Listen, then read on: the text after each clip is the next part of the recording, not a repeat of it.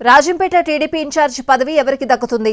ఇప్పుడు ఇదే అంశం పార్టీలో తీవ్ర చర్చకు దారితీస్తోంది. ఇన్ఛార్జ్ పదవి కోసం ముగ్గురు అభ్యర్థులు తీవ్రంగా పోటీ పడుతూ ఉండడంతో నియామకం విషయంలో అధిష్టానం ఆచితూచి అడుగులేస్తున్నట్లు సమాచారం. అయితే ప్రత్యర్థులకు పదవి దక్కకుండా నేతలు ఫిర్యాదులకు తెరలేపడంపై హైకమాండ్ సీరియస్ గా ఉన్నట్లు తెలుస్తోంది.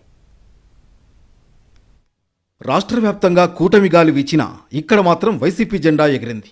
వైసీపీ అభ్యర్థి ఆకేపాటి అమర్నాథ్ రెడ్డి చేతిలో టీడీపీ అభ్యర్థి సుగవాసి సుబ్రహ్మణ్యం ఓటమి పాలయ్యారు. అయితే ఈ నియోజకవర్గంలో తన ఓటమికి కారణాలను విశ్లేషిస్తూ సుగవాసి హైకమాండ్కు నివేదిక ఇచ్చారు. సార్వత్రిక ఎన్నికల్లో రాజంపేట నియోజకవర్గంను టీడీపీకి కేటాయించారు. 2019 నుంచి పార్టీ కష్టకాలంలో ఉన్నప్పుడు అండగా నిలిచిన మాజీ ఎమ్మెల్సీ బత్యాల చెంగల్రాయుడు, టీడీపీ జిల్లా అధ్యక్షుడు చమర్తి జగన్మోహన్ రాజు, బాలసుబ్రహ్మణ్యం టికెట్ కోసం పోటీ పడ్డారు. అయితే టీడీపీ అధిష్టానం సుగవాసి బాలసుబ్రహ్మణ్యం వైపు మొగ్గు చూపి టికెట్ కేటాయించింది.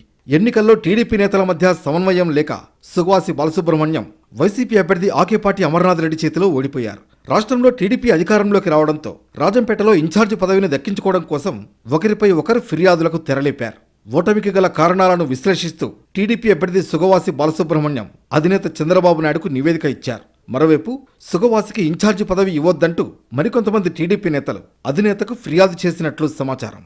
ప్రస్తుతం పార్టీలో పాత కొత్త నేతల వ్యవహారం వివాదాస్పదంగా మారుతోంది.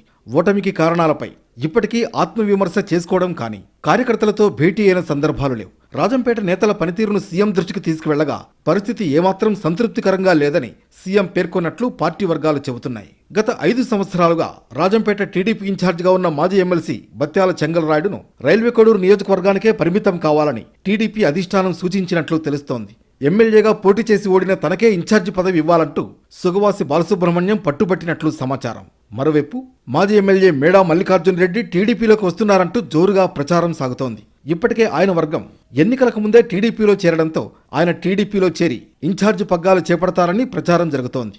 గత 10 సంవత్సరాలుగా ఎమ్మెల్యేగా పనిచేసిన అనుభవంతో పాటు అసంతృప్తి నేతలను కలుపుకుపోవడంలో మేడా మల్లికార్జున రెడ్డి సరైన వ్యక్తి అని టీడీపీ పెద్దలు కూడా భావిస్తున్నట్లు తెలుస్తోంది. త్రికోణ పోటీలో ఇన్ఛార్జి పదవి ఎవరిని వరిస్తుందో వేచి చూడాల్సిందే.